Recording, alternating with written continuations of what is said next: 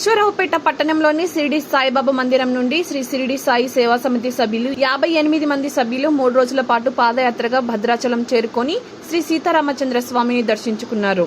ఈ సందర్భంగా శ్రీ షిరిడి సాయి సేవా సమితి అధ్యక్షులు పంబి హరిబాబు మాట్లాడుతూ సకల జనుల సమానత్వమే రామతత్వమని గత 10 సంవత్సరాల నుండి ప్రతి సంవత్సరం శ్రీ షిరిడి సాయిబాబా అనుగ్రహం ఆశీస్సులతో పాదయాత్రగా భద్రాచలం శ్రీ సీతారామచంద్ర స్వామి వారి చెంతకు వస్తున్నామని, బాబావారి తరపున గోదావరి మాతకు ప్రత్యేక హారతులతో పాటు చీరాసార అందించడం ఆనవాయితీగా వస్తుందని అన్నారు.